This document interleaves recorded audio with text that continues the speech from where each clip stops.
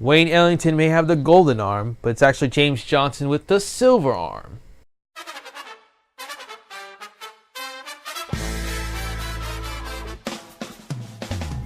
Hello NBA fans, my name is Stephen Wolf, and this is another episode of my sport podcast, the Miami Heat edition, as I recap the games Miami Heat played during their week and give you my general thoughts on each and every game that the Heat played, as they continue to battle to get a better playoff position before the season ends. Personally, I would rather see them face Toronto in the first round. I don't know, I like to play it against Toronto. They're a team that wants to win the NBA Finals.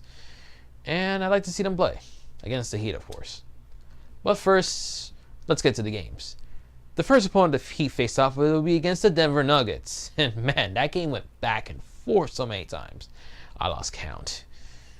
Even though Denver was by 11 points at one point in the game, early first quarter, of course, that would not last long as the Heat basically caught up to them rather quickly, and the game went back and forth. It basically took 2 overtimes to basically settle the game.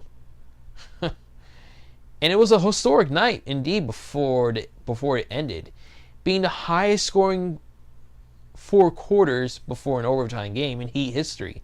The previous was 115 points with the Golden State Warriors a few years ago. But in 2 OTs, it was a James Johnson show as he took over in the second OT and helped the Heat win 149-141, scoring a career-high 31 points. Kelly Olynyk added 30 off the bench, with Goran Dragic adding 20. Apparently the game was so crazy, it caused the computer system of the stats to crash. I didn't think that was even possible. I mean, if the game went 180 to 200, maybe that's possible. But 150? Come on.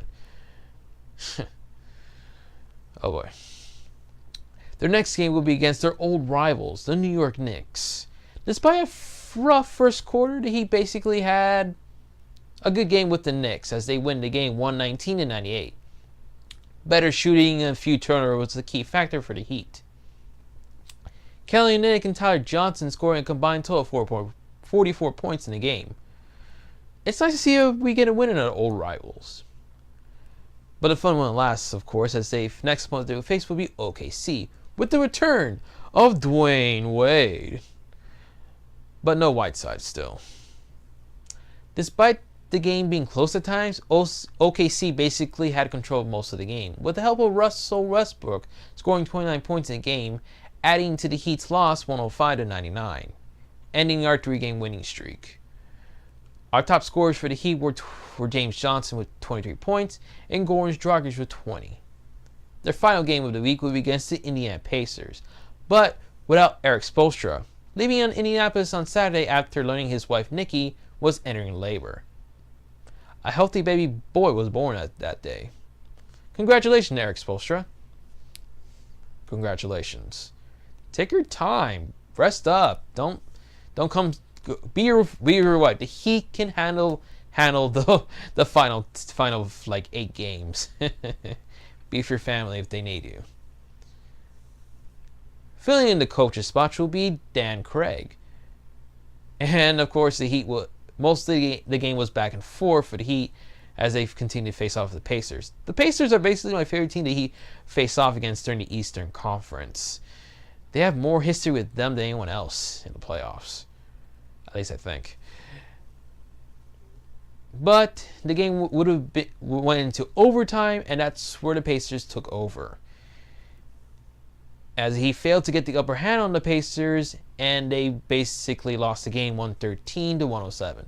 Tyler Johnson with 5 threes and finished the game with 19 points. James Johnson also had 19 points, 9 rebounds, and Bam Adebayo added 14 to the points for the Heat.